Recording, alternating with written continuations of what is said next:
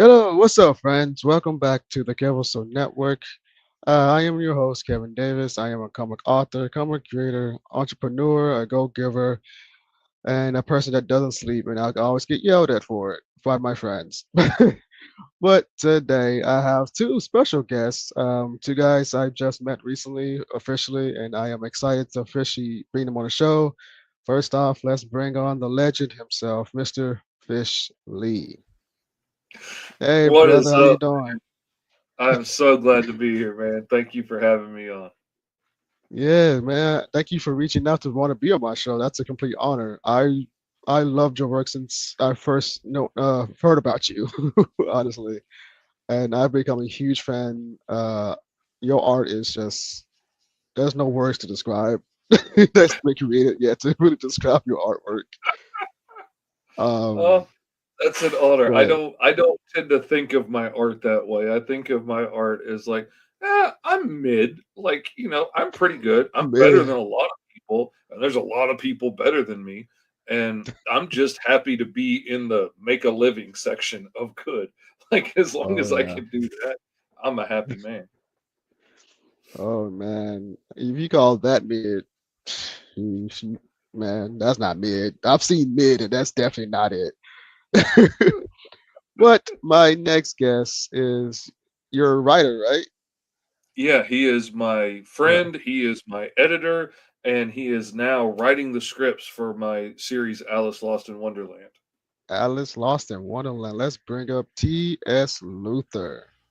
What's What's up, brother? what's going on? Thanks for having me, dude. I also don't sleep for the record. Hence why I'm always such a mess. Fish is like, hey, can we move it to 10 a.m.? I'm like, we can, but I want you to know you're gonna get a very different TS this morning. Like the kids are screaming. I live with four little ones in the house, two of the Oh roommates and my wow. wife, and they're all I think they're having like an AEW like Royal Rumble type situation outside. I'm not quite sure. So if Uh-oh. you hear like some choke slams happening out there, some of the little ones are showing the other little ones, what the Rock is cooking. So Oh no. As a wrestling fan, I understand. I don't know what happened. I heard my son go, "Yeah, I'll show you," and then I hear boom, and then Oh no. silence, and then I heard claps. So I'm pretty sure it's okay. But yeah, thank you so much for having me. I do write stuff for Fish, and he makes it all look really good. I just write the really silly parts, and then he goes, "But what if it looked gorgeous and people don't notice that you're not a good writer?" So that's our dynamic. Yeah, that's the problem. That's why everybody's messaging me saying how much more beautiful and complex the world seems an issue too. And like, yeah, that's why, because TS is my third writer. Yeah. It's a really Not easy joking. shortcut because all I got to do is like you write this really like poignant scene, but then you don't put any dialogue in it. And I'm like, well, what if I just like hurt people's feelings and say Alice cries, and then everyone's like, oh my god, it was such a moving scene. I'm like, yeah, you're right. I know what I'm doing. Uh, I have Man, it's teared not up creating my own books before, but he's really been hurting my feelings lately because he puts these powerful scenes in there that just really tug at the heartstrings, man. like how long you guys been working together? Like how did this begin? Like what's the origins? oh man, how long has it been, Fish? 2 years, 3 years now? Don't get me to lying. That's one of the things I lost with my heat stroke was knowing time. So, like, we could have been working together for 20 years, as far as I know. But That's totally fair. Man. I know that we've had conversations where I'm like, you remember, and you're like, I don't, and I have to drop it because I know that you don't. You don't lie about it. You're no, like, there's no jogging of your memory when it comes to it. I think we started about 2 years ago. I started editing some stuff for you. I sent you a message because I love your stuff, and you were one of my big inspirations. I jumped on TikTok to kind of like be a salesman and hawk my new comic book on Zoop at the time. And what I found instead of like customers was a community. And one of those Hmm. leaders in the community was Fishley. He's been doing it Oh. forever. He can draw like crazy. He's creating his Oh own yeah. comic books. He does everything, writing, lettering. And I was like, I need Man. to learn from this guy. And so I did. I followed him. And like every good little fangirl, I sent him a message and I said, hey, can I show you my scripts? I'm selling a couple of these books and I want to pitch this book, but can I send you the script? Maybe some of what's going on with it. And he's like, yeah, sure, whatever. and I guess you liked it because we've been working together ever since. So I guess maybe you can speak to that. I did not have high hopes when some random person who I have messages taped to my wall over here from him before I really knew him, where he just said nice things and I stuck them up on my wall as inspiration to remind me that people like my stuff. And he's like, "Hey, would you read my book?" And I was like, "Yeah, okay, I'll read your book." And I'm trying to think of like all the best things I could say if it's really bad. Like, wow, you got a lot of punctuation in there, man. And man, you got words on every page. And I read the script for Hellion and Bash issue 1, and it inspired me with all these ideas, and I loved it. And I was like, "Hey, what if we did this and this?" And he's like, "Oh, the book's like halfway done already." And I legit got mad that I wasn't going to get to illustrate this book because I'd already fallen in love with it. I did get to letter it, and when I got the pages, sometimes I was like, "Wait a minute, this page is wrong." It was absolutely right. It was a beautiful interpretation of his script. I just had already developed it in my brain a different direction, and like it hurt my feelings because it was so good and I wasn't going to get to do it. And at that point, like, I've got a rule: if I meet people that are good at what they're doing and like really know their stuff, I bring those people in and keep them close. So I wasn't letting TS get very far away.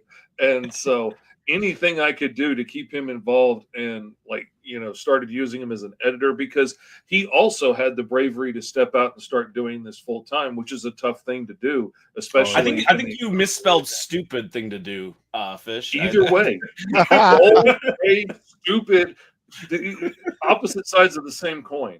But like, because he was doing it full time, like I'm doing it full time, he's one of the few people I could hit up as an editor and give him my stuff and get it back in a real quick time. And as fast as I work, when I send an editor stuff and they're like, "Yeah, I'll get it to you next week," that book's going to be published by then. I cannot get the revisions. That's going to kill me. Oh, yeah. So I started hitting him up for that, and it's been a headache and love ever since. Headache and love. Oh my god! Like, honestly, it was awesome because like I didn't really love editing stuff. I mean, I do it and it's a skill that I have, but I wanted to write. I'm a writer, and so the first chance I got when Fish was like, "I'm putting out this anthology," and he was ready to ask me to write something for the anthology, a little story in there, because I had pitched him tons of ideas, and he said, "I want one of the stories that you gave me for this anthology, Fish Tales." And we didn't get into the first one, but Fish Tales Volume 2, like, first thing that he did was ask me if I wanted to be in it. And he gave me my first check in comic books, period, from the editing, and then my first check for writing something ever. So that was really awesome, and we've been working together ever since. And when I turned in the script for the Fish Tales thing, and then he was doubling down on Alice, some really smart guy told him he should really focus on his dream, which was Alice Lost in Wonderland. He might be handsome too, I don't know. And maybe. And as we were pitching ideas in the editing room, like trying to come up with the full arc so Fish could get to work, he asked me, and I'm crying almost like talking about it. He was like, "Maybe you should write the rest of the issues and we'll work on it together so I can focus on drawing and big picture stuff so I can do the scripts." And he's tried to take it away from me a number of times and tried to hire better people, and I won't let him do it. It's now our baby, and like, yeah, you're the biological father, but I'm not the stepdad. I'm the dad who stepped up. Okay, and I'm gonna be there. 100%. I love this so much. Absolutely. Oh, yeah, you got to cut us off, Kevin. Like, I'm so sorry. Like, we will just do this the whole time. So whatever questions you have, and let me tell you, we're not going to answer them. We're going to say so much other stuff. You got to bring us back around. Fish got asked last time. He was like, "So how did you guys how does your process go?" And Fish told him the entire backstory to not even the comic book that we're pitching today, to a different comic book. He was like, "Yeah, so I've been working on this one for 25 years, and I finally got to do it." And I was like, "Fish, that's not what they asked." And then we ran out of time, so they never got the answer. And we will do that every time. If it's not him, it's me. So whatever you got, please cut us off. For the record, I'm the same way. that, that's why.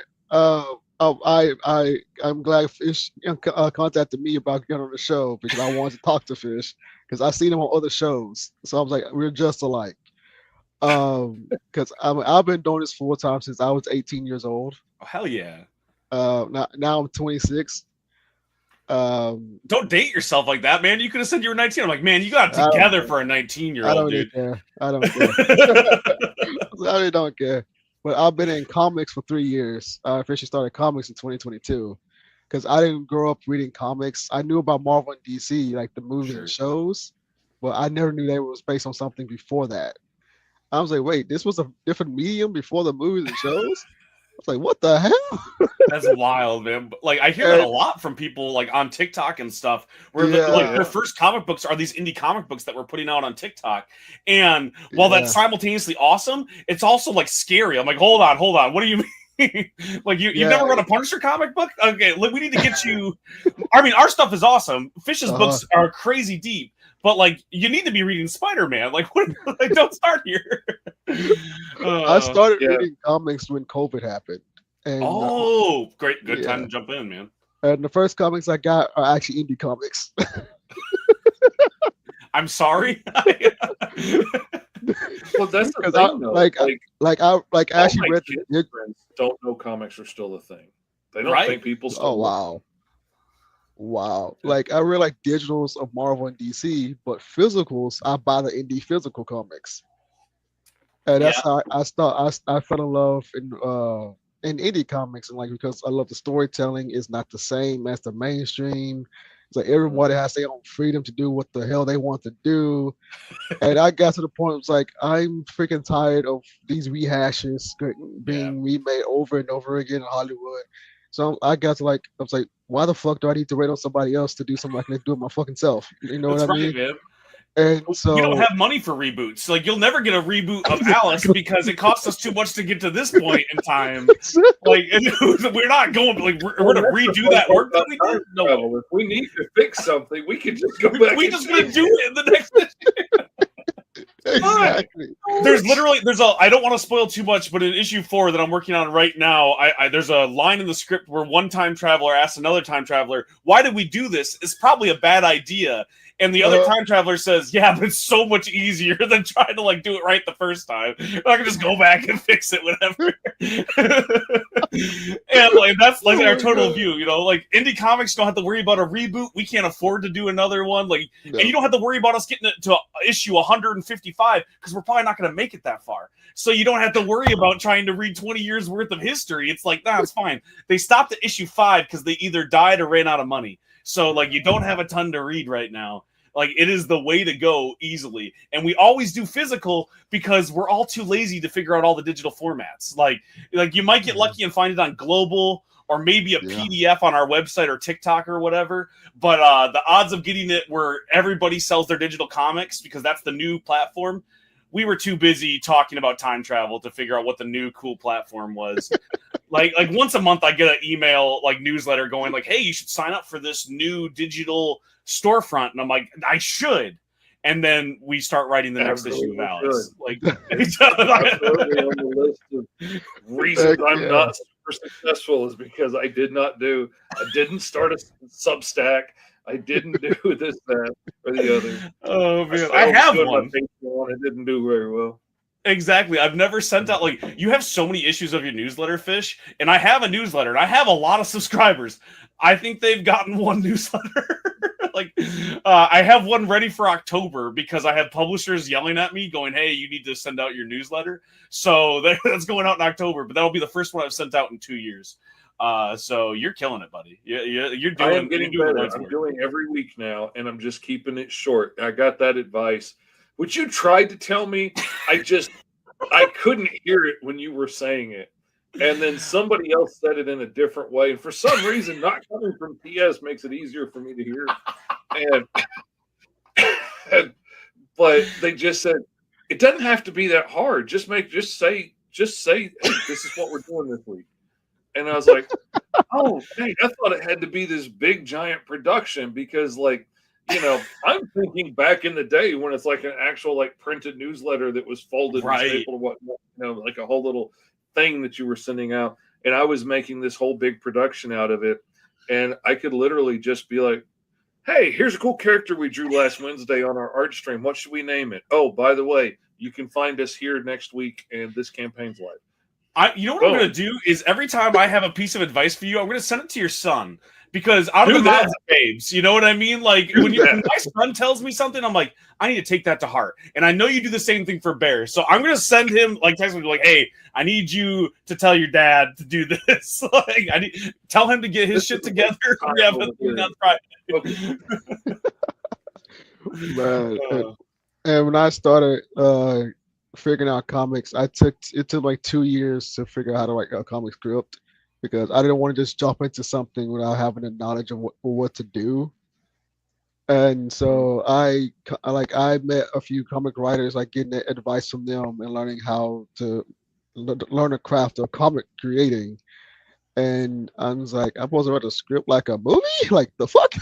A lot of It's people don't and know that. Like it's and they not super intuitive. yeah, and they was like, yeah, it's a screenplay, but it's by panels, not by a full fledged lines or however I forgot how they broke it down. Mm-hmm. And so I read like different examples. I'm like, oh, that's actually not as complicated as I thought it was until I started writing my own. Then it's like, okay, this is complicated as fuck. You still gotta learn the skill, like figuring it all out. Yeah. right, exactly. Yeah. But that's how I learned too, is like reading like prose scripts. When I decided that this is what I wanted to do and I was going to double down on it, I was like, well, I have to learn how to do it. And so I found any writer who had ever put their script online, and I studied them all. I started with like a lot of Matt Fraction scripts, Kelly Sudaconic, eventually Chip Zdarsky, and a bunch of other ones. But anything I could get my hand on to go, how do they do it? And then I found my own way to do it. But like half the stuff that Fish gets is basically a movie script with like, hey, I think it should be this type of shot. But I don't go into a lot of composition because Fish is going to go crazy and has a way better eye for stuff like that. Like I would never tell him if he's behind the camera what kind of lens to use, you know, and the blocking that's going on. I say like what needs to happen so the dialogue doesn't make me look stupid, you know. Like I'm like, hey, Alice needs to be standing on a plane when she says this line because she refers to the plane. So if you draw her and she's skydiving now, I'm going to look real dumb. And he goes, it's okay. I already changed all the dialogue on that page anyway, so it's perfect. And I added 4 pages of action as well, so it looks like you really know what you're doing in a fight scene. And then I get all of the praise, and they're like, oh, I don't even know why Fish does this anymore. You should just let TS do it. And I don't say anything because I need the money that people hire me for afterwards. So I tell them, I'm like, yeah, Fish is just riding my coattails. Yeah. It's just my job to make TS look good. That's all I do. You do such a good job. People pay me money to do this now, Fish. They didn't before. Hey, there we go. You got to start somewhere. The way I started figuring out what story I want to tell, I get inspired by watching. I'm a full-fledged nerd, so I watch everything from fantasy, horror, comedy, drama. I mean, everything. I got to the point where I kind of like mix different genres together to make it my own original thing. So I was like, I take concepts from like a comedy and a horror movie, and I can mash them up and make it my own thing. I can take Lord of the Rings and Stranger Things. I can make my own thing. If that 2 different concepts, 2 different genres, basically. And that's how I always get inspired. But I found out my strong suit is actually writing horror and fantasy. Because one, growing up, I always say writing. I found out writing is actually also my therapy. And I took like my life experience from being bullied growing up, and I create characters based on my bullies to kill them off in a horror comic. So that's how I kind of got through like my anger issues and stuff, is when I started writing. And crazy thing is, I freaking hated writing with a passion. I'm not gonna lie, I hated writing with a passion, especially in school. You have to write them stupid school papers in college, and then I was like, ah. Well, I got to pass. I was like, fuck it, I have to pass. And then my mother's also a writer, and she actually inspired me to write because she let me read her murder mystery book. And I read the book the entire day, and I was pissed when people called my name while I'm reading the freaking book because I did not want to put that book down. And that's what also lit my fire in wanting to storytell. Mm-hmm. And now my brain just goes everywhere every single day. I'm constantly writing ideas, outlining everything. So yeah, how is y'all process with this creative process? I mean, you can tell a whole century story. I don't care. Like I mean, how did y'all get to y'all process, especially if you like creatives block? Like how do you get through that? we never have creators block because whenever it starts, Fish has a dream. Text me at 4 a.m. Hey man, I got this new idea There's a whole for new this story we story. could do. It has nothing I to do love with the it. script that's due That's this the week problem. either. Like the Oh one my that I'm like, god. hey Fish, we were paid for this already. Like, did you draw this? And he's like, I'm working on it. We'll get there. It's only 5 pages. It's fine. I got like 40 Yeah, other things I gotta do. I just did a whole animation for a TikTok that's completely unrelated yesterday, and like I don't get distracted easily. Oh my god! So Um, like, true story, Fish. Okay, so you texted me the one day. You were like, "Okay, this is all the stuff I got to get done." And I was like, "Perfect." What about the thing that we were contracted to do a while ago? And you're like, "I will slip that in there. We'll get it done, no problem." And I'm waiting for like progress on that one, and I get these 2 giant paragraphs a day later, and you're like, "I've decided I'm going to get a green screen, and I'm going to redo my booth," and and I'm like. I'm mad at you. You have stuff to do, but that does look really cool. And then I'm like, that looks really cool. Do it. You send me a second version. You're like, I don't know. Maybe the second version looks better. And I'm like, damn it, Fish. But the thing is, like, he doesn't half-ass anything. So, like, the jokes aside, when he gets these dreams, it's like, okay, it might not work for this story, but maybe if we tweak it a little bit, we can add it in here. And the same thing, you were talking about using comic books for catharsis. Fish has so many ideas, and Rabbit has been this character he's been working on for 30 years. And I won't speak on your behalf for too much longer, Fish, but like you always come to me with just a hint more of like reality to it. I'll write a scene with this dad and his daughter, and this real thing happens, and you go, "But hey, can you make him say it this way?" Because this is a conversation I had with one of my kids one time, and it makes it so much more real. So when you say that I brought the heart to it, I think it just allowed you to be a little bit more real with those scenes because you didn't have to write that exact dialogue yourself, because you come to me and I'm like, no, this scene is so much more real now. This is now a real event. No one's questioning if these characters actually felt this because it comes across on the page. And that probably describes our entire process across the board. Is one of us will have an idea and then the other one will pitch a better version of it. And we do that about 1,000 times. And we come up with an issue of Alice. Like Fish will usually go, "Hey, until the book's done, exactly." and we're like, it's got to go to print now. We have to stop We doing have to this. stop. How many times have we gone, okay, this idea was really good, and the text message from the next person is like, we should save it a little bit because this could blow up to be the entire issue. So unless we're going to make this issue 60 pages, which Fish threatens to do every single time because he'll blow up my 2-page spread into 14 pages. It'll jump to, okay, so we can spread that out to the next page. The arc that we're in Alice, I like to call it Alice Lost in Wonderland, Lost in Oz, because there's a lot of Emerald City stuff going on. And that started off as a quick aside in one issue. It was going to be like 3 or 4 pages reference. And then Fish drew this giant Emerald City, not Emerald City, this giant cosmology map. Like it was the entire world. And I asked if he would put the Emerald City on it so we could do this one adventure there. And he had all this really cool stuff that he had come up with to tie in all the public domain worlds. So he had a cool idea for Neverland. He had a cool idea for Oz and a bunch of stuff. And I was like, well, then let's use it all. And so this one quick adventure that was going to be 1 portal, 2 pages, and then back to what we were doing before has become the first arc of Alice. And I think the real answer that you're looking for is ADHD. That's how we do it, is ADHD. Yeah, that's it. And to what you were saying earlier about like not liking writing in the beginning, it gives me so much anxiety to sit down and write a script. Like, to be creative, no problem. Come up with ideas, draw stuff, give me a blank page, and I'm excited because there's nothing but opportunities in the future. But like, sit down and write a script terrifies me for whatever reason. Which is part of the reason it was easy to hand stuff off to TS and let him give me really good scripts, and then I can bounce off of that and be like, oh, what if we tweak this and this? But I found for me personally, what works best for me is like while a script is terrifying, an outline is not. And all I got to Mm, do is put like 4 points on a page. These are the 4 points I want to hit in this book. I want to start here mm, and I want to end here and I want these two things to happen. That's not hard to mm, do. That's not scary. And then I'll put a couple of points between each one about how we got from A to B and B to C. And then I'll look at it and be like, well, what if we switched C and B? And oh, what if this little note here becomes foreshadowing for this thing here? And then I put a mm. few other little filler places in between each one of those little sub notes. And then I'll throw in a few scraps of dialogue here and there.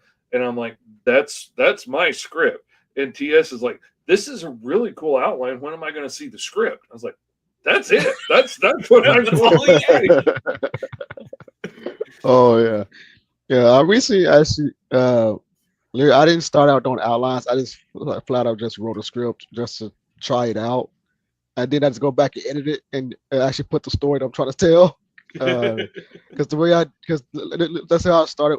My mind just goes because I got the gist of what I want to, the story I want to tell.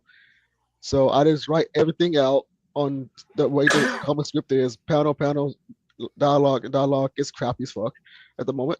Then I go back and like read it over and actually then correct everything to actually put the actual story in the script before I send it to my artist.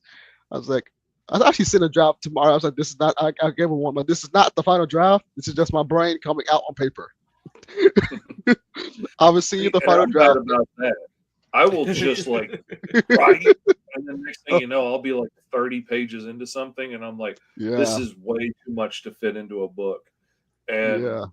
when I do it, I'll just go nuts and just start pouring stuff out. So I Mm, found the outline helps me there too, because I can mm, pick like these are the things I'm going to make sure I put in the book and then mm, fill in between those instead of just let's start writing and then just Right. the floodgates mm, pour out. And But we also it like helps we do me. the thing where it's like we kill our darlings, but we never bury them. So like Fish will pitch me an idea, and I'm like, dude, that is awesome. That does not fit in where you put it here. Like this is like that. This is 2 pages. That's a whole issue of a comic book. So then we'll mm, move that. I have a whole folder that's like Fish's ideas, and so like I'll put it over there. I'm like, this is gonna be a cold open for an issue in like 3. He pitched me one the other day, and I'm like, dude, that is awesome. That is the origin story for a big bad. Like that's gonna work perfectly. We do not have space for that right now. So I put it over this thing. I started writing it, and I'm like, this is now an issue that we'll do probably in volume 2.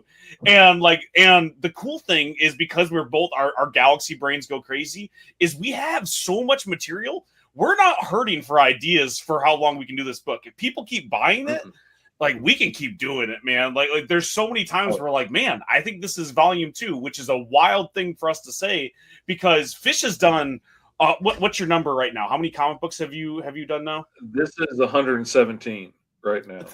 And I'm getting 117. close to I Wow. think I'm getting close to 30 for my scripts, and so, like he's done so many, but neither one of us have been able to just like double down on one series and just Mhm. get this to the point where like this is going to be my first trade. I know that Fish is a part of a lot of trades, but this is going to be one of his first. This is my book. It's going to trade, and it's so exciting because it's not even like it's barely the beginning. We have so many stories to tell, and every time I Oh go, yeah. I think maybe I have a kernel of a thing because Fish has been coming up with this story for 30 years. He goes, actually, I have way more than the kernel. I popped a whole bag of popcorn with this 25 years ago in D&D. So I think it should be this character that I have a whole backstory for. And I'm like, dope, give me your toys to play with. We can keep doing this all day. And so I don't think we're going to stop anytime soon, unless Fish finally goes broke, which I guess, it's always a possibility. He's always buying people's comic books every time he goes to a con. I'm like, did you make any money? You're like, I made so much money. And then I spent it all on all the cool indie comic books I found. Hey, I came back from the last con with $4. I just counted this morning. I've got $4 left from that con when it's all said and done because there were so many indie comic creators there. It was really heavily focused on indie comic creators. And I'm Wow. not going to buy your book if it looks even halfway cool. So, like, I got to go get it. And so yeah, I spent everything I made at the con. But that's why I had a lot of that's when fun. you're one of the coolest people in the con space. Is like when I sent you that book, you were so excited for me, even though you knew at the time that it was going to be bad. You were excited to see me doing something, and excited that you had inspired someone to keep working on stuff. And when you found out it was good, it was just icing on the cake.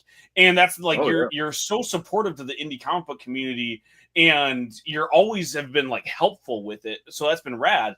But part of working with you is I need you to make money so we can keep making the fun. So I'm like, hold on. So like, how do we get this to be lucrative? Speaking of that, Fish, I need you to send me a palette of all of the Alice comics that I've been writing, because I have to go to Motor City Comic Con and they put Alice on the poster.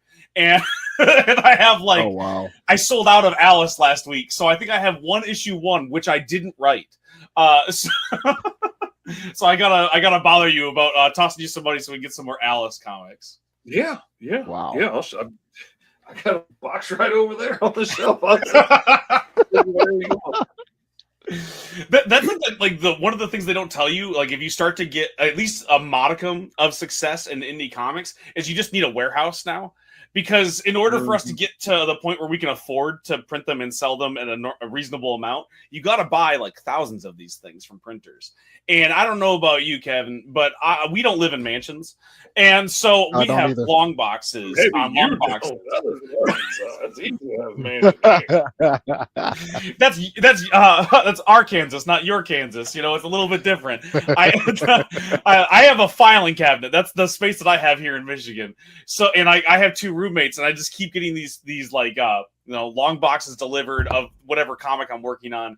And here I am begging Fish to send me more, and I have to explain to a whole panel of people that like I'm about to get about another 1,000 comic books shipped to my house, and it's a cool problem to have, but it is still a problem.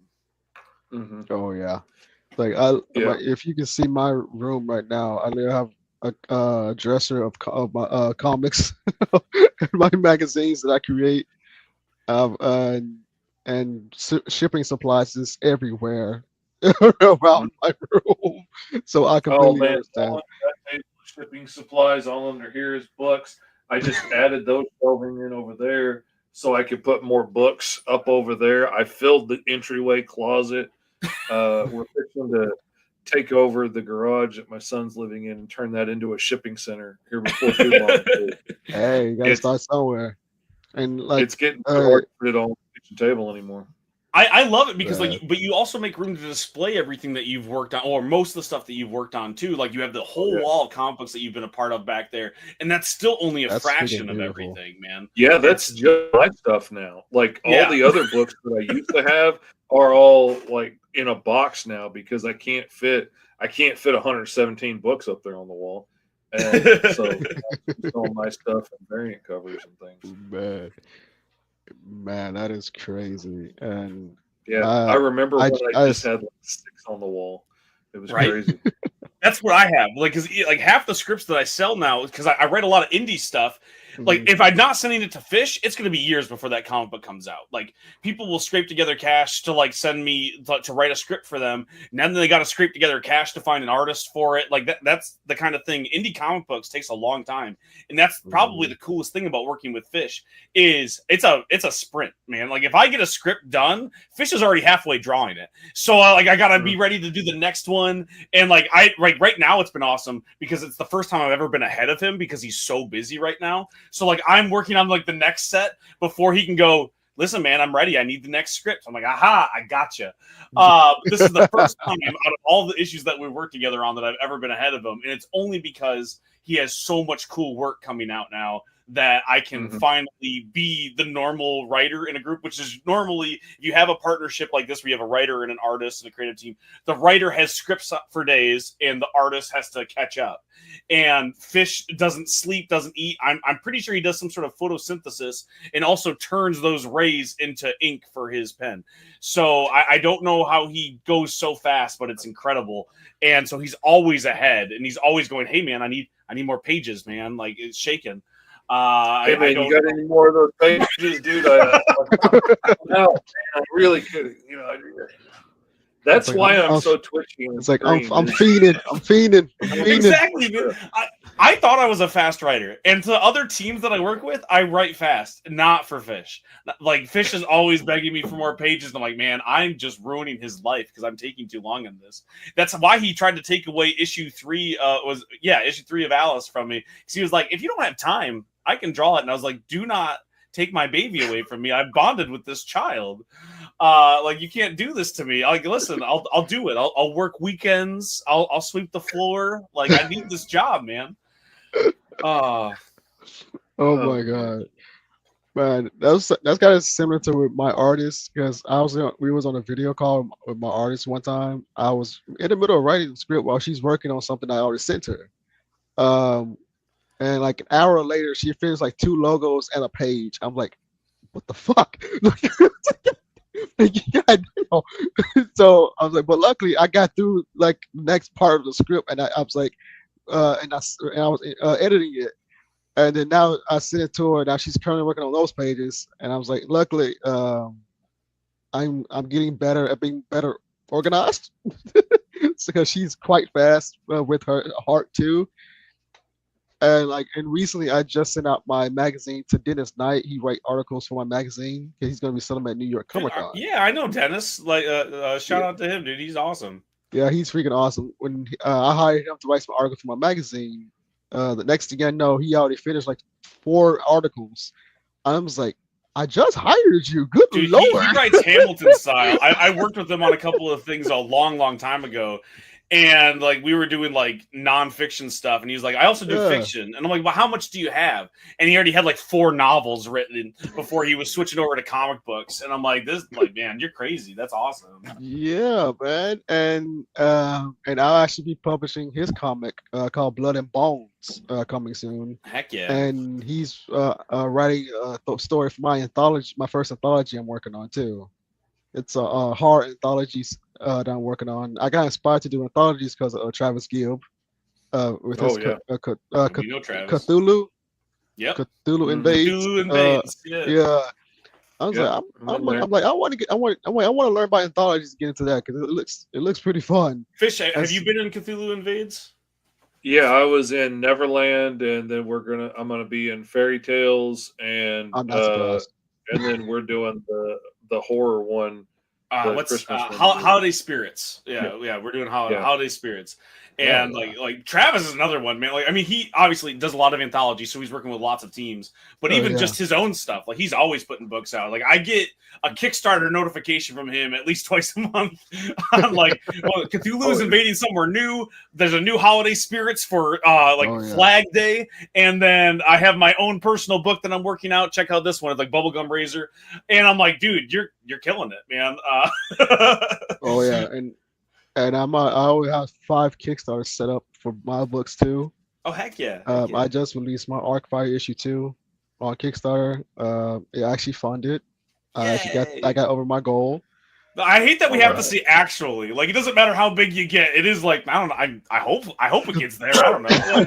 But this is my first Kickstarter I've ever done. So congrats, dude. So awesome, it was really a blessing, and the indie community is so supportive and so beautiful. I was actually shocked that actually people shared my stuff and actually wanted to see my stuff. Especially I'm 3 years in.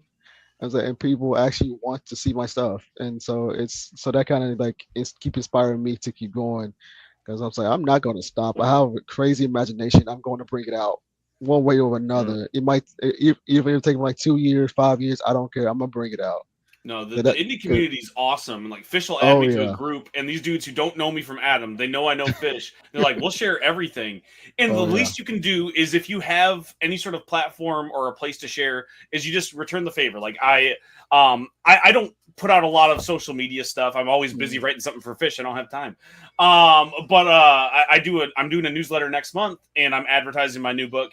And like the first thing I did was I went to our Facebook group of creators, and I was like, hey, who has something in October that I can pimp out? You know what I mean? Like, who can I share stuff for? Because everybody has done those favors for me. That's just what you do. Oh yeah.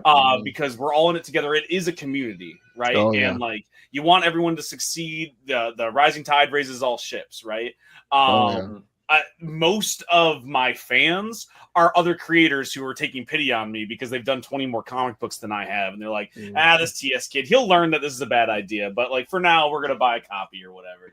And that's how it goes, man. So like that's super rad that you did it. And just as a piece of advice, when you launch the next Kickstarter, make sure you put an update on the old Kickstarter, because I'm about 5 Kickstarters deep, and no one told me that until Travis when I was working with him. And I was like, "Oh yeah, I'm dumb. That was a thing that I could have did. Reactivate your old fan base, as you say." Okay. Yeah, you got to let them know, because they won't necessarily see it. Even though you might be Facebook friends and whatnot, you can make 20 posts a day and nobody will see them.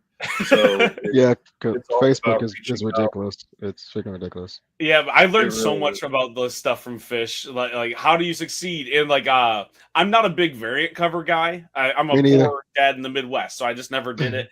And so when I was doing my own book finally, which I learned that was wrong, and I sold it to a publisher. But when I was doing that, I was like, I'm not going to do any variant covers. People don't want them. And my Kickstarter almost failed. I had a whale come and save me. Basically, he was like, "I love your stuff. I don't think this is going to make it to the finish line. Here's what you need." And like a shining angel there. And I was like, "This is awesome." And he was the one who was like, "Hey, how come you don't do variant covers?" And I talked to Fish and I talked to Travis Gibb, and they were like, "Yeah, no, people like that's how you get funded on Kickstarter is variant." I don't like them. I hate them. No. I mean, because to me, I go back to the 90s. And I hated it when I would get a cover that was like a Jim Lee cover, and I'm thinking I'm getting a Jim Lee book, and I'm not. And you're not. This is Youngblood. Yeah. And now, now, it's what's expected. The fans want to be able to buy the $80 or $100 tier that has like all 10 variant covers in it, and and you're missing out. There's not a lot of people that are going to buy that tier, but a lot of times that will be the tier that brings in the most money, because the 10 people that backed it brought in a lot of cash. And so, I do it. But then at the same time, you got to walk a balance between, like, if you're paying $500 for a variant cover from some artist that might bring in an extra $100, right? That's a tough balance to walk. But I'm always on the lookout for other creator artists that might want to trade variant covers, because I could give you a variant cover a whole lot easier than I could scrounge up an extra $500. Like, I can draw you one, you can draw me one, and we could be good. And that's exactly what happened with like me. Like on this last one, I'm like, okay, so my publisher said, we'll toss you $500 to get a variant cover because you don't do them, and that's dumb. And then they tossed me $500 and said, you draw a variant cover, because they saw the variant cover I did for Tokyo Fire. And I was like, I don't really do covers. I write stuff. They're like, you're gonna do covers now, because people are gonna buy them. And when the people who write the checks tell you that you got to do the thing, you do the thing. So we got 2 variant covers for all the books coming out, for all this stuff. And then I got the solicit for one of my books coming out from Invader Comics. And we don't even know who's going to be doing them, but they're like, hey, we're going to do 2 variant covers. And this is like in the advertising for it. And I'm like, oh, we are? I didn't know that. I have 1 cover. I didn't know there was going to be 2. They're like, oh, we're going to find 2 other covers. It's this is going to sell. And that's how you do it, is at least 3 covers. Fish always has A, B, and C. Yeah. Listen, you're going to get a call, buddy. He's a little busy, but he could probably work you in. You got to get your holiday spirits pages done first. Yeah, I got to. Hey, trust me. It is weighing on my mind. Yeah, you don't need me to tell you. I know that anxiety chimp in your brain is going, you got to do the thing. But like, I know when I hire Fish for something, and I say hire, like we don't partner on like everything, but I know when I team up with Fish, it's going to get done. And not just because he's the fastest guy you've ever seen draw a page, but because he has a work ethic and he cares. And so when new people in indie comics ask us, hey, how have you been doing it so long? I'm like, I will speak for Fish. And I'm like, he cares. He will do the work. He sees what needs to be done, and he does the thing. And he doesn't rest on his laurels of, well, this is how I know how to do it, so I'm just going to do that. Fish learns a new skill every day. He will Mm. create a new tool if he can't find one, and he will find a way to get it done as fast and as awesome as possible. And if you want to make it in indie comics, I don't know how to make it in mainstream comics. No one's ever let us try. But if you want to make it in indie comics, that's how you do it. Is you don't Oh give up yeah. and you learn the new stuff whenever you get the chance. And I've copied him now for about 2 years, and it's gotten me paid on a regular basis. I don't know many writers in comic books that get paid, because I don't know anybody who's actually successful at this thing because they won't talk to me. I try; they never return my calls, but They're all too it's good for really that. hard. And so all I had to do to succeed was copy Fish for a few years, and it's done wonders for me. My new book is at a publisher. They're asking me to do other ones. I'm going to be able to toss Fish a job to do another like cover for me, and it's all because I copied his work ethic. And that is stop sleeping, don't eat, develop several disorders that are debilitating, and you will make it in indie comics. Yeah, That's the best I advice we guess can I give. copy Fish without even talking to him. Exactly, man. Like you're already killing it. You're on your way. Oh, yeah. Like, like when I tell you when I post something, I get a message from like somebody like saying, "Dude, you have so much stuff going on. Do you sleep? Do you eat? Or like, dude, do you take breaks?" I was like, "No, no. like, no." It's really easy. Like, honestly, I hate being like get up. Like I hate the grind people. You know, like the Joe Rogans get up at 4 a.m., drink protein shakes, don't talk to people, be a man, like alpha stuff. But like Oh the my god. grind is real when you're in the arts because no one's gonna hand it to you if you're not rich and or famous and or know someone rich and or famous, right? Yep. So that, like it sucks. It is such a pay to play industry. It is a pay your dues industry. It is a know a guy industry, and those three things do not work if you rest. They don't work if you're not putting out something constantly. And I will be the first to tell you it's unhealthy, it's unfair, and it stinks that that's the way it is. But it is the way that it is. This is the industry that you're trying to get into. I used to work at a logistics office, so it was like figuring out where truckers were sending their trailers, and there was never any breaks. You worked 7 days a week, 15-hour shifts. It was just the way it was. And I went to my boss one time and I was like, "Listen, dude, this sucks. You're burning everybody out. We have to hire new people every week because people are quitting because it stinks." And he goes, "This is the job. Like that's what the industry is. There's nothing that we can do about it. No one gives a crap about changing it for you or them. This is the job you signed up for." So when I quit, that's the one thing I took with me. I was like, well, if I wanted that job, that's what it is. And that's what comic books is, at least right now. There's so many talented people working for Marvel and DC and Image and Boom and Dark Horse and every other publisher, and they're not getting churned and burned like they used to. Like they're not writing the best Batman issue you've ever seen and then getting fired and having to do a GoFundMe for their medical bills. That's not happening as often. It still happens, but it's not happening as often. But that means there are less jobs for new people to join up and into. Like there's not always a spot for somebody new at these publishers. They don't need you anymore. If Matt Fraction can still be writing comic books and people still want Matt Fraction's comic books, I know I do, it's a good thing that he still gets to keep working. So that means you need to be on that grind and you got to be killing it in indie comic books. The only way to get hired to do a comic book is to already be doing a comic book. So when me and Fish and you don't sleep and we're putting out 40 books and people are like, "You're killing yourself. Is it worth it?" Well, I love comic books, so it's worth it to me. Like I love storytelling, so it's definitely worth it. Exactly. Yeah. And Fish lets me play with his toys. I can't let him down. Like this is his baby, and he lets me play with it. Like I'm not gonna I can't let that baby bump its head. Like that's not fair. Like, and speaking of writing, and I actually got like I'm actually writing a comic series for somebody else that's outside of Congrats, man. outside of my own stuff. Because this was actually by accident how we met. It was speaking of, because see what happened was I've been a huge fan of I've been a huge fan of her. Her name is Jasanya. She's a musician. She's an actress. She's a realtor too. So she has so many hats. So she has money, is what you're saying. Like Fish, like you can get that realty business up. Right.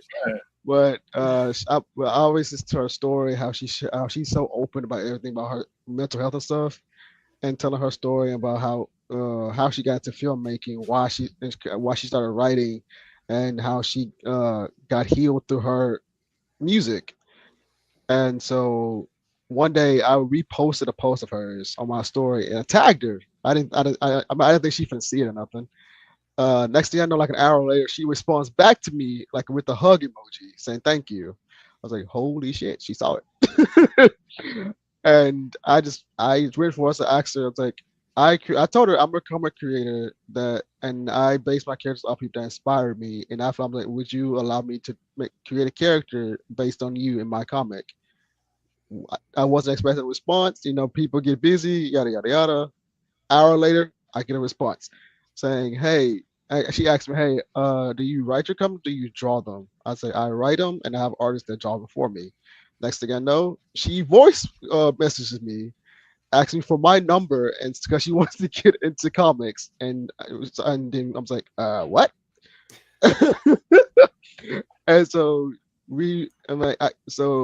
I gave her my number, and we started texting, and she gave like a gist of what she want her comic series to be, and she gave me like a Bible of what her story she want her story to be. I got the Bible, I wrote the script, the first issue, I sent it to her. She added her flavor to it, and she absolutely loved it.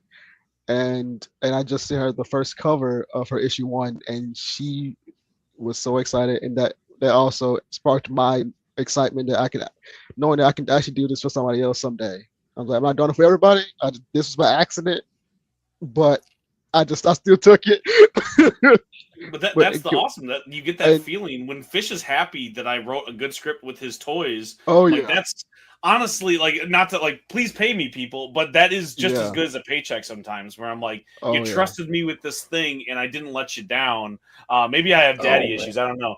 But like I'm like it feels good when Fish enjoys a script, you know. I know it physically Oh hearing hurts yeah, that him, but message it's back worth it. from a client saying like, "Oh, this is so awesome! It's so much cooler than I had in my head." oh yeah. Like that is the best part about drawing comics for somebody. Like I could make per hour what I make per day drawing comics if I just went back to doing logo design. But I Mhm, hate it and it drives me nuts. And you're always working with people that have never hired an artist before and they're stressed out. But mhm, this way, I'm always working with either professionals or really dedicated amateurs that like know what they're doing. They've hired artists before. They know how to ask for revisions. They know how to ask for what they need the first time. And to be able to give you back something and have you be so excited and so happy with it, and almost never have to go back and change anything. And if I do, mhm. absolutely, I will go back and do it.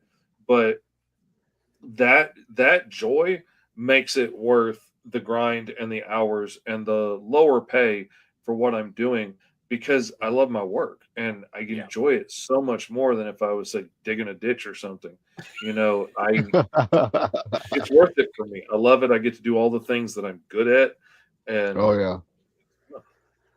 You're the person that I point to when people ask me because like I used to have a corporate suit job, right? Like Mhm, Fish said, like made way more doing that than I ever did, and I'm so much happier struggling making comic books than I ever was in the boardroom. And but like mhm. I always ask him, I was like, does Fish look miserable, or does he look like he's having the time of his life fighting to get the mortgage paid with his indie comics?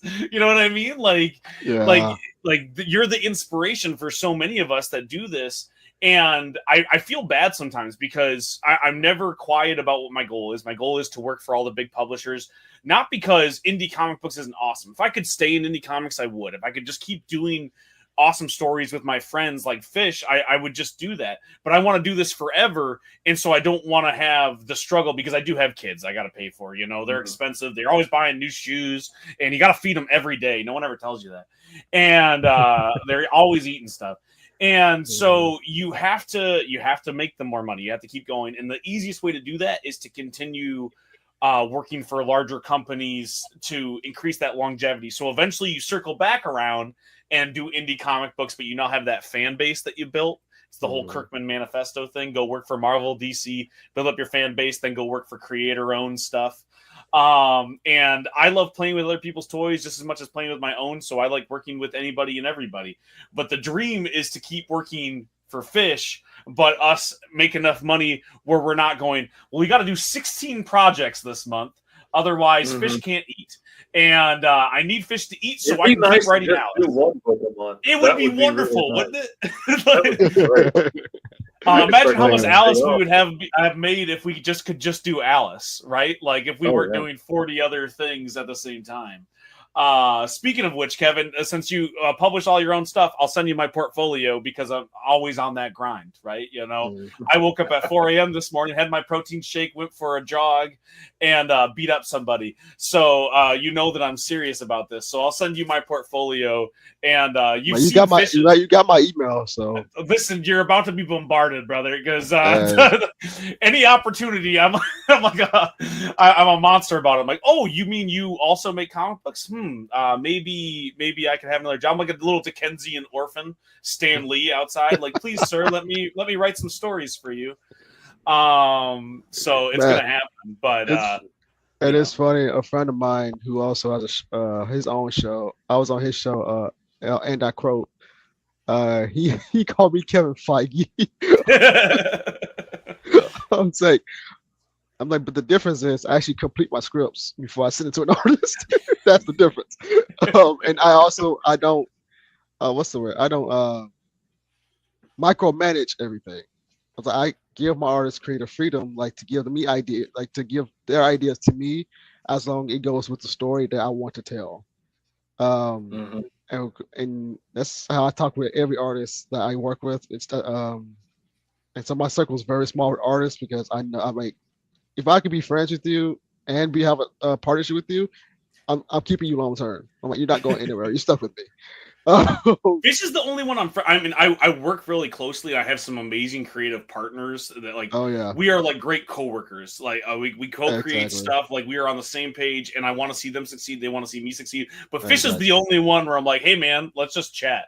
Like the amount of times that we talk about work versus everything that's not work, it does slow us down sometimes when we get into meetings. Sometimes I'm like, dude, check this out. I just drew this before. And he's like, dude, please don't tell me you're writing another book. but it is why Alice is so special, right? It's like we have a blast working together, and I know that sometimes some of the things that made us work so well at the beginning have gone away because a lot of that was me being a little bit of a control freak, going, no, you got to do it like this because this. And I've seen time and time again how Fish will make my idea better. And when he says, hey, I added 4 pages, I need to let him add 4 pages. So now I don't push back as much. And he's like, man, I need you to push back. You let me write 4 extra or draw 4 extra pages. It took me 15 hours to do this 2-page spread. And I'm like, yeah, but I trust you to know. Spread. Oh my God. It's gorgeous. But I don't think he knew what he was asking when he put this spread. It's a double-page spread with Alice drawn in the original style, and the Mad Hatter and all these things, and Wizard of Oz drawn in the original style. He did not realize how long that freaking takes. There's so many little freaking lines. There's a reason my art is more simple, because it's quicker if I only do 1 line instead of 6 billion. Oh my God! It took me 2 days to draw those 2-page spread. I never. And speaking of Alice, I know. And speaking of Alice, I know you sent me your link. I'm gonna just share it up here so you can see the art of it. Yes, like I want to show off that 2-page spread, but I want people to see it in the book too. And so when he says it took him 2 days to do a 2-page spread, that's normal. Most comic book creators that's a normal amount for a 2-page spread. But Fish does typical. Man, that's not exactly. Dude, look at this, guys! Oh my God! Look and at that's this just beautiful promo art. That's not even the art that he does on the page, man. Like I was like, the promo is crazy. And I pitched him like that 2-page spread. It took him 15 hours, and I had a fan hunt me down the other day, which was really, really cool. But it did sound weird when I texted him. I said, hey, I have a fan in the house. He's wondering where issue 3 is. Like, it's a long story. But he was really excited about it, and I said, well, this is why issue 3 is taking so long. And I showed him that 2-page spread, and he was like, this is the coolest thing you guys have ever made. This is the coolest thing that Fish has ever drawn. So Fish has at least another poster to get out of the 15 hours of work I made for him. Oh yeah, it'll make a beautiful poster. It's Hey, you said you still have late pledges on here, right? Oh yeah, you can still get this book. How long is the late pledges going for? They will be open until I ship out the rewards for the campaign. And I had a lot of family stuff come up, like we had some grandpa got sick and passed away and stuff. So I got a Oh little no. bit further behind on schedule than I had planned. So I just wrapped up my last book for a client, which I got it in on time, but I got really close to the deadline, and I don't I'm usually so get glad that you. close. I really thought you weren't going to. That was. Yeah, I know the book you're talking about, but I was like, oh, when you said that you were still wrapping it up, I was like, oh no, you were supposed to have that done like 2 weeks ago. That stinks. But I was I'm glad planning that on it, you but actually made it. bunch of stuff came up, but I got it done in time, and now I'm wrapping up Alice. I'm wrapping up the last pages and stuff for this book so I can get it to the printer. But my printer is like 30 minutes down the road, so it's not a long turnaround Oh, to so get it's my book okay. So back. you got a local printer. Nice. Oh Do yeah, you? yeah. I'm using Arkansas Graphics out of Little Rock, and last time they had the books printed in like 3 days.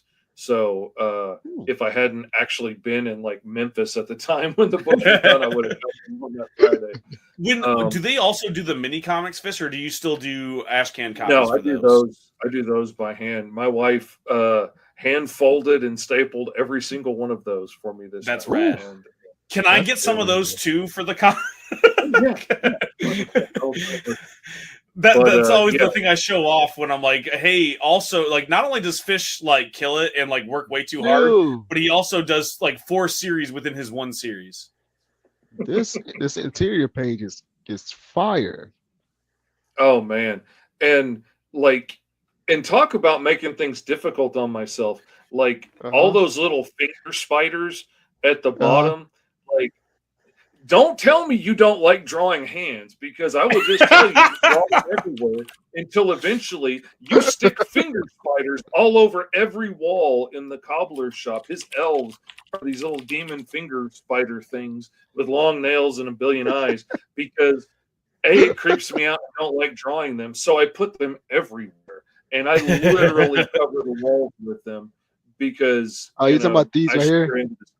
Yeah, Oh and my God. they are everywhere in his little shop. And I love the cobbler because anywhere you are in any world, Wow. anytime, if you start saying you're looking to make a deal, a doorway Mhm. somewhere nearby, could be a janitor's closet, could be the bathroom, will turn into the door to his office. And you open it and you go into this little pocket dimension where he controls everything. And he loves to make Wow. deals and he loves to broker contracts and stuff for people, and he will wager you for anything. And he's the one that has a bounty out for the white rabbit, and Alice shows up because she's not going to let anybody kill the white rabbit but her. And so she comes in and signs up for the deal, and that starts us on the adventure of her tracking down her estranged adopted father, the White Rabbit, who brought her to Wonderland in the first place, trying to save her life. He's a time Wow. traveler. He was being hunted by some guys that wanted to kill him. He grabbed her up so she didn't get killed by them, and he runs through time. And by the time he gets rid of the bad guys, he can't figure out how to get her back to her home dimension again. So he takes her to this rift between worlds called Wonderland and does his best to Wow. raise her. And she has fun at first and eventually grows up to be the deadliest bounty hunter in Wonderland. And she's got the Tin Man by her side, Big Ten.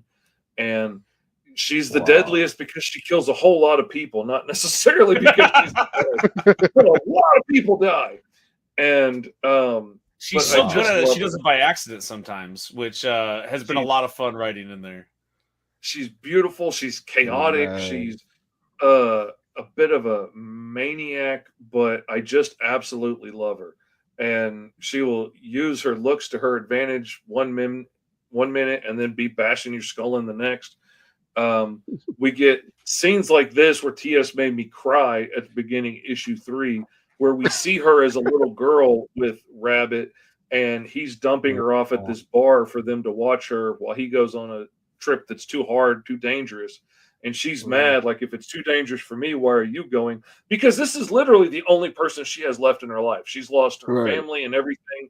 He's all she has, and he's going off on Mhm. something that could kill him. She's reasonably upset, and Mhm. she's yelling at him like a little girl would do, and he gets mad and snaps and yells at her and breaks her little heart, and then she yells back at him with the "you're not my real dad." It hurt so bad drawing these pages, because, like, Wow. I remember losing my temper when my kids were little and regretting it. And I remember my kids saying hurtful things just because they're hurt and they didn't know what else to do. And it was Oh so wow. real in this wildly fantastic situation with aliens in a bar and, you know, all this stuff. But this real gritty moment, just that's where TS kills it, man. He Man. brings the reality to the fantasy. And then you have stuff like pirates chasing you on pterodactyls on a sky motor. It Dude, is this like, cover is sick. This and we're cover gonna get like we are gonna give you whiplash because like we try to do like the Steven Spielberg thing. Like when you open up Alice Lost in Wonderland, we want you to uh laugh, we want you to cry, we want you to be at the edge of your seat, we want you to get everything out of this book. And so yeah, we have this like extremely heartfelt, heartbreaking, biological or adopted father versus kid moment. And then also it's like, but we got dinosaurs chasing you on sky bikes too. Don't you worry about it. Like it's gonna be fun. Mhm.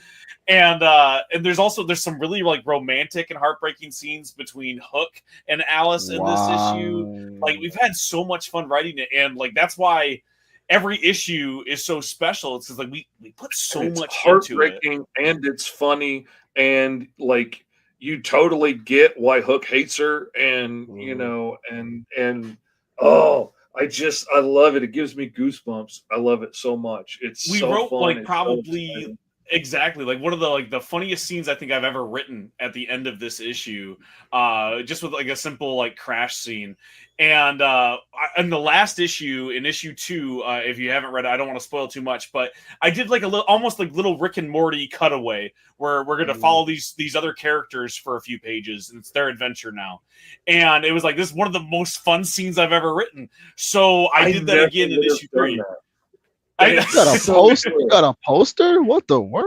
Oh oh yeah, heck yeah, that's what dude. he was talking about there. Like he just randomly puts in the script that like, oh yeah, Rabbit has like a map of Wonderland and and Alice points to it with this sword.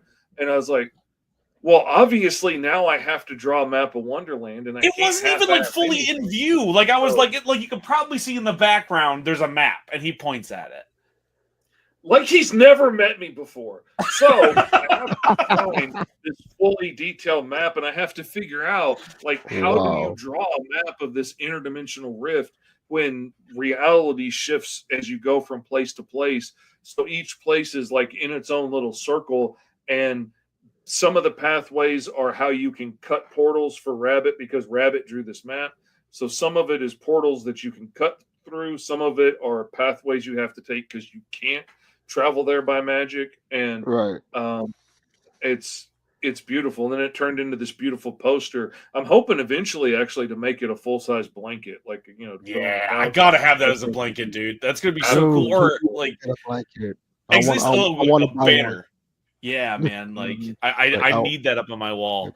Like wow. it's so cool. But like that's like we have so much fun doing little things like that because Fish knows I'm gonna create some random like heartbreaking story in the background, and I know he's gonna create one of the most gorgeous tapestries I've ever seen that pops up in the background.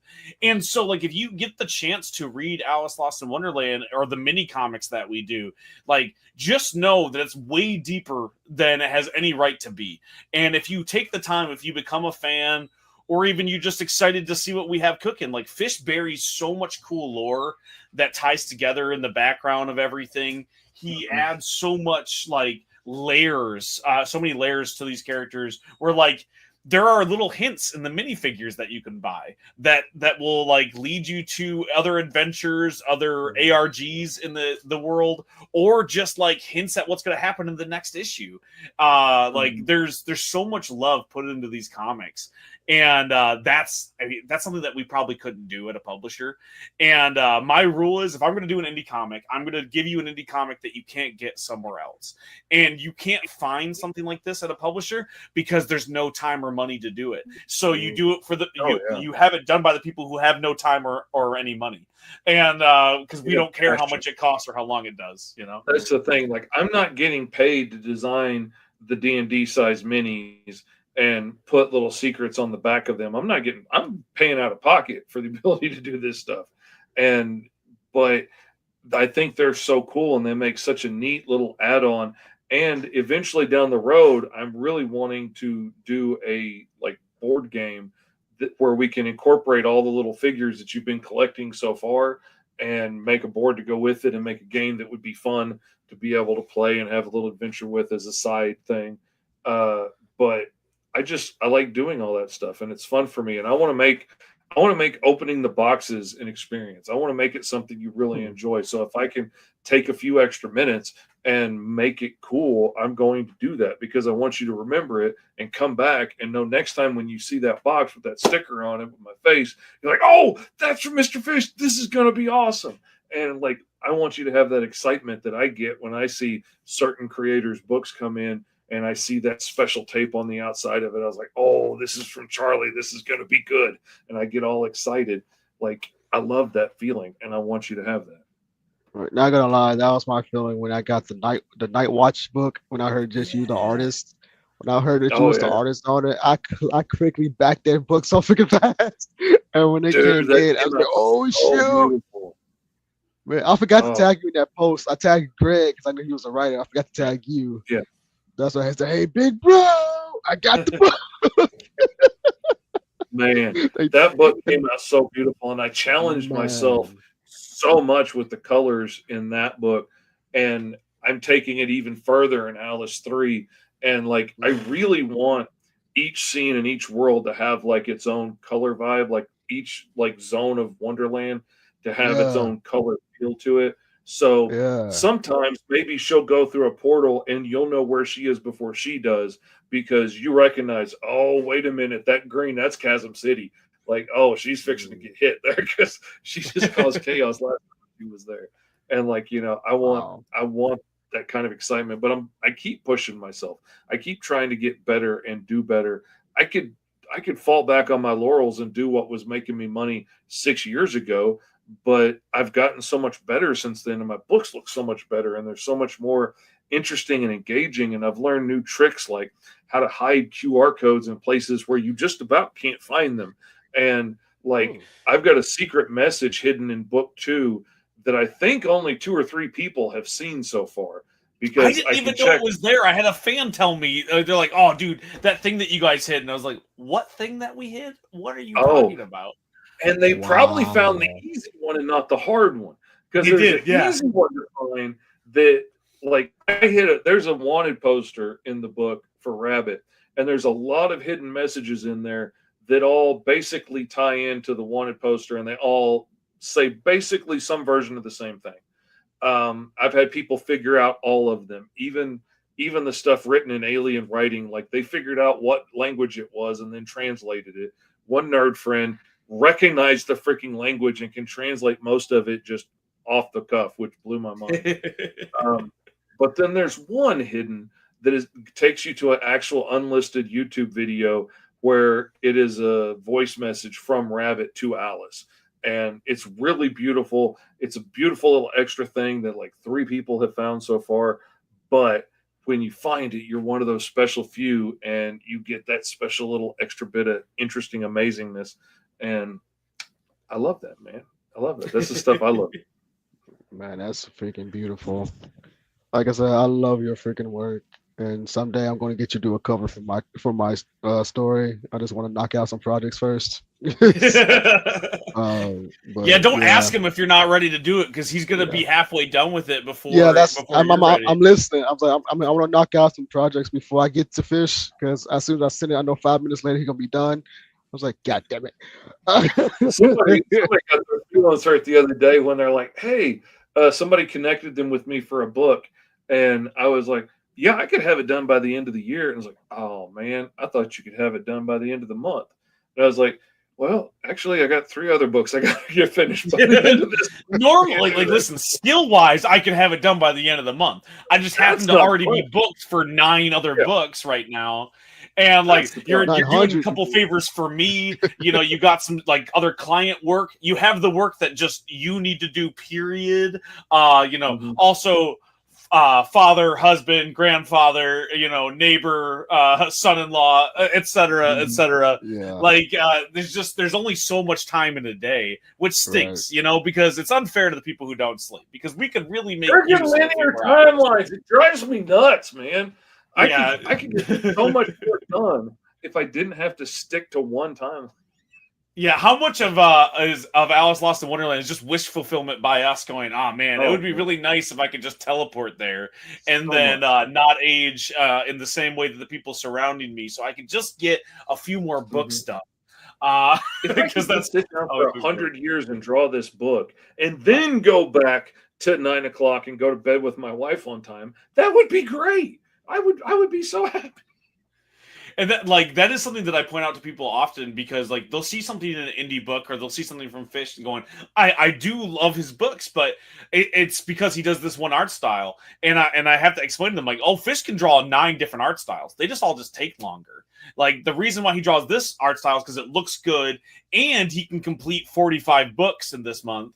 Like, he can draw the most detailed thing, cover of the Sistine Chapel type deal, but that will take him a month to do, versus what like this art style can do, which it conveys the story. It's the thing that all comic books need to be, which is consistent. You don't have to have the most detailed, most gorgeous Jim Lee, Dan Mora cover possible to tell a good story. You need consistency. And Fish has found the perfect medium so he can do that more. So if you want to get better and faster in comic books, there's so many tricks you can learn by watching Fish and his art streams that he does every week. Is it Roll for Character? Is that the name Roll of for the show you hero. do? Yeah. Roll for Hero, thank you. That you do with Ultra Comics. Esteban.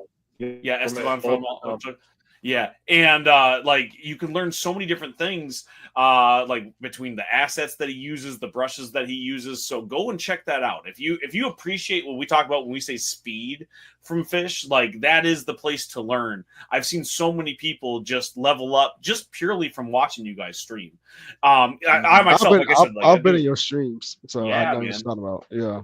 And I just do variant covers. Like I don't do a ton of interiors. I'm working on a few, but just like the tertiary knowledge that I soak in from Fish talking about what he does in Clip Studio, I'm like, oh wow, I've leveled up so much, just like kind of by osmosis. So definitely go and check that out. You can't learn Oh, anything from me because I write, and writing is boring to watch on a stream. I've tried it. It's like that old Monty Python sketch. Like it is not a fun thing to do to it's not. watch me. It's really not. It's Yeah, really you not. hear the clickety clack, and sometimes I'll go, "Hey," and that's about it. So when I Very go much. live, it's usually like me answering questions about indie comic books or what have you. But Roll for Hero in any art stream you can catch from Fish, any chance you get, and he's got hundreds of hours of backlog stuff of his different streams where he's handing you all of the tools you need to draw something. So like You definitely just go got to back. pay attention and listen. Exactly. This knowledge is out there. You don't have to go to college for 45 years. You don't have to spend 60 grand. You just need to watch some Mr. Fish streams and practice. Like he's Mhm. giving you knowledge for free on his stream right now. Why aren't you listening? But he's not even Exactly. I'm just charging saying, you. go check out He's my not even YouTube. charging you There's a for this whole knowledge. Fish playlist that's got hours and hours and hours and hours of me working on pages, answering Yeah. questions from the audience. Like sometimes Oh I'm yeah. just literally walking through, like, this is how I make a custom brush step by step. Hmm. This is how you can do it. You can download the brush here and Yep. use it yourself, make money off Yep. of it, or you can rebuild it with your own artwork, following the instructions in the video, and make your own brush that does it with your artwork. Like, I want to be helpful, man. Heck yeah. I had people help me learn this stuff, and and the handful of people that were willing to share their information freely are the people I base my life on, and I Mhm. will give away every bit of information I have to help somebody else level up, do better, learn what I didn't know. Like, man, why would you not want to help out? I had to wait till I was 45, I think, to be able to start working in indie comics and do the thing that I always wanted to do, because I had to wait for the world to change and catch up with the ability to do it. You get to Mhm. start doing this at like 19 in your 20s. That makes me so excited because you got a lifetime of being able to be creative and do your own stuff ahead of you. Like, why would I not want to help you do that? What am I going to do? Sit back and say, no, you got to wait till you're nearly 50. Man, screw that.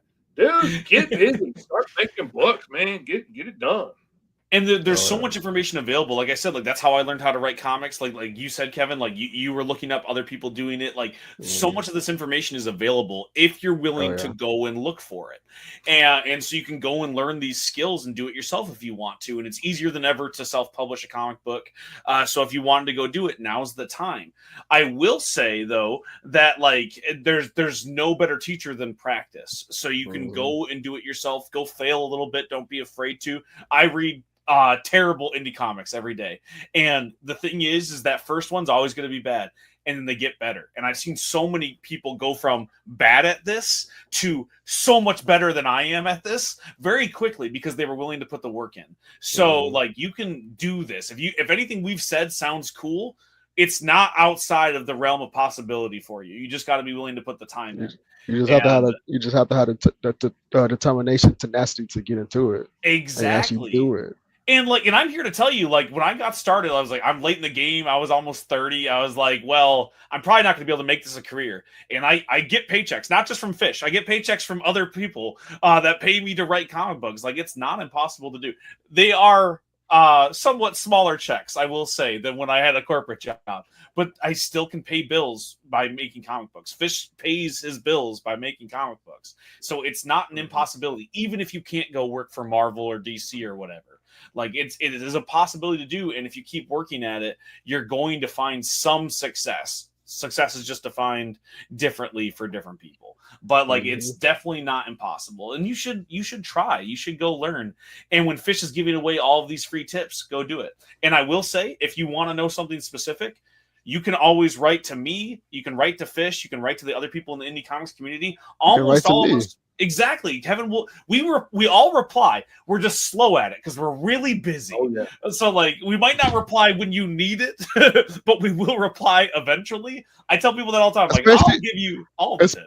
especially if it's an email. I have like 1,000 emails coming at the same time of the day.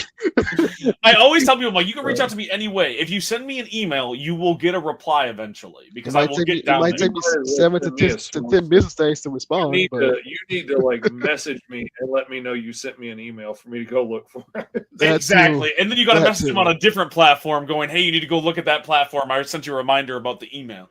But like Yeah, it will like we will get back to you because we care. Like yeah. that is the biggest thing is I would be nowhere in the comic book game if people like Fish and other creators didn't care. And they did. So the least I can do is give that back. Like I think back to the two people that responded when I said I was making a comic book, and here it is, like it's done, was Fish Lee and Michael Avon Oming, one of the co-creators of Powers. And those are two big inspirations for me as I go forward.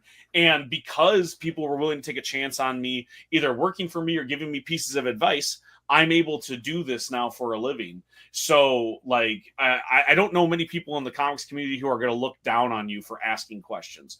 We're just never the quickest to respond. Mhm. No. But Like it like also never ceases to fail to amaze me how much, like, I will be scrolling through TikTok and see a video from somebody like in their 40s starting their first comic, or somebody in their teens starting their first comic. And just a comment of like, man, that looks really cool. I can't wait till you get it made. Like Yeah. just that little somebody else from the outside saying it's cool is so much encouragement for somebody when Mhm. they're, risking it all for their heart to put it out there and let the world know that they're working on something they love. Man, that's beautiful. Why would you not be an encouragement when you Yeah, could? man. Man, And it takes it's nothing. great. It's how hard is it to put a couple of fire emojis because you see what they're working on and it's fire. You know what I mean? Like Yeah. it's not hard. And I get messages from people like thanking me. They don't know that I write comic books. They don't know that I have this job or anything. They're just excited that someone cared. And it's that easy to care and it goes so far. And I tell people that all the time. Like if you don't have money to buy one of my comic books, that's okay. If you don't have the time to share it out, that's okay. The fact that you cared enough to look at it is more than most people would do, and it goes really far. So if you see somebody making something, even if it might not be your cup of tea, just tell them that they're doing a good job. Tell them that it's awesome that they're doing it, because it is.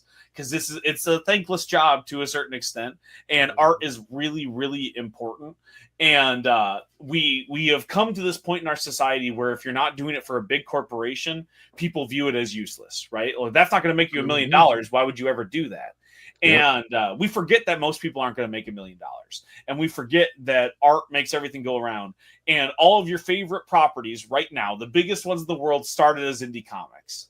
You know, like I think about Teenage Mutant Ninja Turtles. Those are two dudes in the 90s with a dream, and it's the biggest property still. Like my son plays with Teenage Mutant Ninja Turtle toys. So like I watch every single last movie and animation. Exactly, dude, I love them, and that's why I always use them as the example. Is like that's the dream, right? But they started indie comics. I just wrote an article for a magazine. They had reached out and they're like, "Can you talk about indie comic books?" And I list all. Oh, you write articles too, huh? Yeah, I got a magazine too. Oh heck yeah, dude! Again, I mentioned it earlier. I'll hit you. I know that's right. I remember. I'll hit you up. I can write you some articles. This was for Rising Dawn. Go check her out. She's an indie publisher. She does one issue a year, and she needs more writers and stuff. But you know, again, she's killing it. She's living the dream. She's trying to put out something that she loves. She grew up loving magazines, so she wanted to put out magazines and have another avenue for artists and writers to get paid. It's again smaller. That's why I started my magazine. Exactly, dude, and like it's so important. And also in my magazine, I have interviews of creators to try to help get them to market them a bit. And that's why I started the magazine. Yeah. And the thing that I always reference in any of those articles is that like you look at someone like Matt Fraction, Kyle Starks, Torrin Grunbeck, right? Yep. Like these are people that started in indie comic books, but we forget that because they're giant now, right? Like they're the biggest names ever. There's no way they started the same way that you did, except for they did. Most comic book creators start in indie comic books. Yep. Most creatives, period, start with the thing that they self-funded. They had one guy take a chance on them from a TikTok message, and now they get to do it as their job. And you know, like that's how it goes. And I think sometimes people are so cynical and want to go, you just want my money. But really, we just want to survive and we want to make our art, and that takes money. So we come across as carnies, and we're trying to hawk our wares, and we're just salesmen. But we're really just trying to make our art. I want you to read my story. I want you to see this story because it's so freaking cool. And it's so awesome. And I really, truly believe if you check it out, you're going to love it. And like it's started to become part of my pitch now. I'm like, you know, once you read it, you're going to be in for life. Like you are going to be coming back. You never get to leave Wonderland once you enter, because like everybody loves it that reads it. And, you know, and that's only partly because TS makes it even better than I made it. And like working together, our collaboration is way better than it ever was just being me on my own. And the book is so amazing. It's our marriage, right? Like we're both married, but it's our other marriage is in this book. And it's so magical. Again, it's more than the sum of its parts. And I was so impressed. Like I have lots of books that I sell at my booth, but Alice flies off the shelf every single time. Anybody who takes a chance and opens up that book, for whatever reason, whether you saw a hot lady on the cover or you saw, you know, the Big Ten on there, or you see this action comic book, or you know, I saw Fishley's name on the cover. That's why I got it. Exactly, dude. Like whatever reason, and when people open it, they're like, "Oh, I got to get this." Like, and it's always the best add-on. They'll go, "Oh, I heard that you work with Sky Hawkins on Tokyo Fire. I'm going to grab a copy, but I also want to grab Alice." Like nobody leaves my booth without a copy. That's why I sold them out so quickly. And it's always so awesome when people see it, because I think sometimes they get this notion, even when they see the book, they're like, "Oh, it's going to be this," and it's not. Whatever you thought it was going to be, it's not that. We put so much cool stuff into this book. It's never what you think it's going to be, in such a good way. So like I can't recommend it enough. And obviously I'm biased. I get to write the thing, and one of my best friends draws the thing. But like it's so good, you know. Like you just you can't help but be amazed when you see it. And we wouldn't be able to do that if people didn't take the chance. If people open it and go, "Well, I only read Marvel comics," and I see that kind of thing all the time, and that's awesome. I love Marvel comics. I'm wearing a Spider-Man shirt right now. I bought a hat that matched the Spider-Man shirt. But you also should give these indie comics a chance, because people see indie. Exactly. You send me a Mr. Fish shirt, Fish, and I'll wear it. Okay. Marvel didn't It'll send be me in this. there I with did buy the this, but right, you sent me the care package.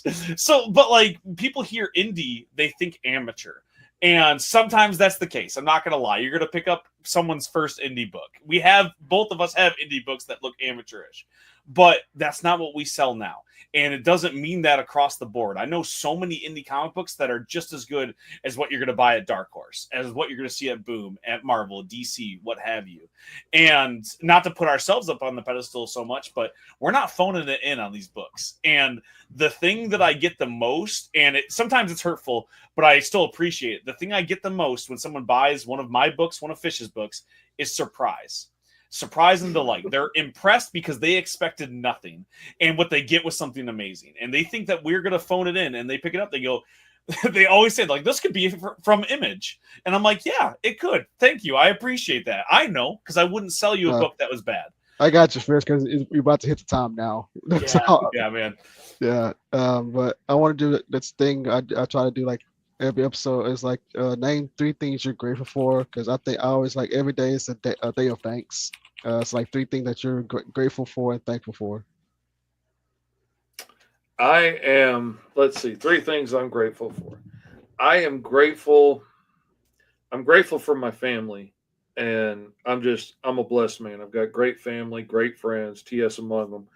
I am super grateful for my wife because I remember when we were dating and talking about getting married, and suddenly there's going to be a lot more responsibility. And I had been paying the bills drawing indie comics for other people, but like I knew I could make more money if I just went back into graphic design. And she gave me a firm no. You are chasing your dream. This is what you need to be doing, and it's what you're best at. You need to go that direction. I'm super grateful that she's always believed in me and supported me because I could not be here without that. And I am super grateful that I get to make a living doing the thing that I love most. And I laugh. I usually pay my bills drawing muscle men beating each other up in their underwear, but like it's fun. I get to draw all day, and I get to have fun. I get to make my clients happy. I get to make the readers happy, and I get to enjoy what I'm doing, and I get to pay the mortgage doing it. Man, you can't ask for more than that. Heck yeah. TS. So it's honestly, same thing. Not to sound boring, but friends, family, and comic books, right? My wife, again, it's almost exactly the same thing. She's the one who talked me into quitting my job and going after my dream, and she facilitates it, right? She has a good job. She makes sure that I have the privilege to create comic books, and I had the runway to do it. So like I couldn't do it without her, and she's also my biggest fan. She loves comic books, and so I have an awesome job to her, which let me tell you, that helps in the marriage. If your wife thinks you're cool, you're doing something right. I have some of the coolest friends in the world that I get to make comic books with, and they all are my biggest fans, my biggest supporters, and my biggest critics, and those are all really important. And then finally comic books, like this is the coolest job in the world. If I was not writing comic books right now, I'd be reading them constantly still. And now my homework for my work is the coolest homework that you can do. Like, oh no, honey, I got to go out and get the new issue of Transformers. It's important to my job. You got to. You got to. It's a business expense. It's a business expense. I tell my accountant all the time, you cannot have output without input. Okay, Steve? Exactly. So stop yelling at me about my receipts from Comic City. It's important. So those are the 3 things always. Mine is family. I'm not married or anything, but so I'm grateful for my sisters. They push me every day. They supported me since the beginning.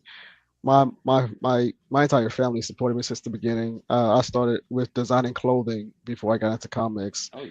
And they bought everything that I made, and they promoted me without me even asking. And also friends that I've been making in this industry. I love the indie community, and we're going to overtake Hollywood. That's what I believe. That's what I wholeheartedly believe. And I'm also thankful for you guys for coming on the show. We could talk forever, forever, but we on limited time. We all busy. I got stuff to do, man. But you guys are welcome to come back anytime. Hopefully next time we can live stream so we can have more people come have fun with us, because this was freaking awesome. I expected nothing less but awesomeness, bromances, and just everything. I got all what I wanted. This is my Thanks early so much, Christmas dude. wish. Kim, before we go, do we have time? Can we plug some stuff? I have Yeah, contractual yeah, obligations to that's what I plug. was. That's what I was going to ask to plug Awesome. where people can find you, or whatever you want to plug in before we head off. Don't laugh at me, Fish. Listen, they give me money. I gotta sign the thing, okay? You gotta push, man. Tell them So where to go find ahead. the dick. Okay, so the big thing I gotta pick, obviously, go buy anything from Mr. Fish because I usually have my hand in there somewhere. I'm in that honey jar, so go and back anything. Listen, it's in there. So you go back anything from Fish because it's gonna help me, obviously, but also it's gonna help Fish, and I love working with Fish. So go and check out Alice Lost in Wonderland. That's our big book, and anything else that Mr. Fish Comics puts out. Now you can find me at comics at can'tbekilledcreations.com or can'tbekilledcreations.com. You can see everything I'm working on. The big one, though, and this is the biggest ask, if you could do anything for me, because I know you love me, look at the hat. It looks really good. Go to your local comic book shop right now and ask for The Digger by T.S. Luther and Sam Goodwin, published by Invader Comics. It's being distributed by Lunar. It's in their little indie section in the massive indie series because it's being solicited right now starting in October to all the comic book shops. This is my first book distributed in stores. So if you Let's ever want to go. do something for Let's freaking go. a white guy, because I know that we really need a lot of help in today's society, because we definitely don't have every leg up possible. We have it so hard, right? If you could do anything for this nerd in the Midwest, please go to your local comic book shop and ask for The Digger from Invader Comics. It would be so helpful to me. Again, little white guy that could. I will let it go. Fish. Where can people find you? Oh yeah, I'm at TS Luther on everything, by the way. Yeah, Mr. Fish. and I am Mr. Fish Comics everywhere on all social medias. I just made a LinkedIn page, as a matter of fact. And you can find me at gomrfish.com. Will take you to the newest book I'm working on all the time, which right now is Alice issue 3. I had to remember which one we're on. I know, Alice which one issue are we 3, Legends. And MrFishComics.com will take you to my store, and you can buy anything that you want from there. There's 16 books up there so far, I think, right now, because Alice will be 17, I believe. So, yeah. And if you want to get the mini comics that I've had a couple people ask, you got to back the Kickstarters. That's where those are sold. Or go and find Fish out in the wild. Now too, you can? Are they on the store now? Well, they're on the Kickstarter. I haven't put them in the store yet. Okay. But they are in the Kickstarter, so you can back digitally and get the digital mini comics, which hasn't been available until this campaign. So you can catch up and get all the digital back issues and the digital mini comics, which go on a whole separate little adventure when Alice is younger, and you get to see more of the world and see how it's changed since she was a kid, and lots of cool extra information in there. Yeah, go and do that, because we spend a lot more time than you think on these little 8-page mini stories. I'm Kevin Davis. You can find me on Instagram at I am Kevin Davis Official, Facebook at I am Kevin Davis CEO. If you have TikTok, I am Kevin C Studios. My media website at Kevirsyle.com. And this has been the Kevirsyle Network. We'll see you next time.